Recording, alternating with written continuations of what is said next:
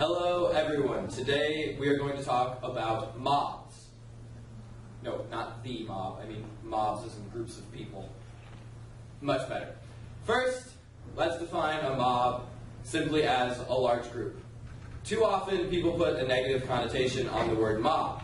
We think of this mob, or this mob, heck, or even this mob. But I want to be sure that you understand that a mob isn't necessarily a bad thing. Mobs can get together with a collective mindset and enact a mentality, a mob mentality. Take, for instance, these bottlenose dolphins. These dolphins have discovered that if they work together, they can hunt more effectively. One dolphin slams her tail on the ocean floor in a tightening circle, and this creates a wall of mud that the fish jump out of the water to avoid. When they jump, all of the other dolphins can simply catch them. So there, a mob of dolphins is doing something for good. Do you need another example? That's fine. Let's take a look at a song that many of you know.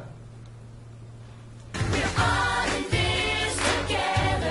Once we know that we are stars, and we see that we're all in this together. And it shows when we stand hand in hand, make our dreams come. So here, everyone is dancing together and they're entertaining. Now let's check out that same song, but without the mob. I know all the dances to High School Musical, so. We're all in this together, yes we are. We're all stars, that means something, you know it. Now that we've established both what a mob is and that they can be both good and bad, let's talk about the mentality that comes with a mob.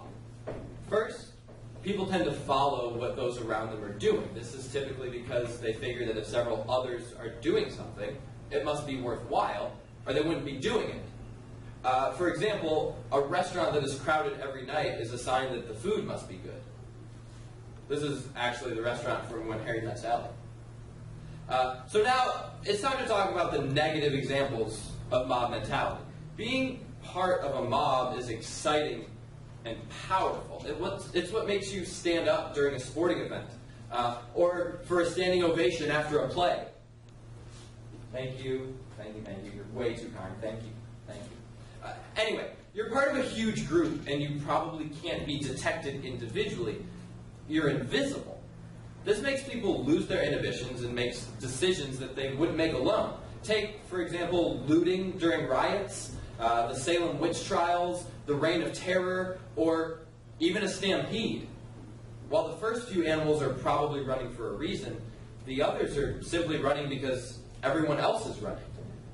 And that's when things can turn deadly. So, as we continue to read in class, pay special attention to mobs and their power. Also, pay attention to how individual characters change when they become part of a mob. Thanks for watching. I'm on the moon.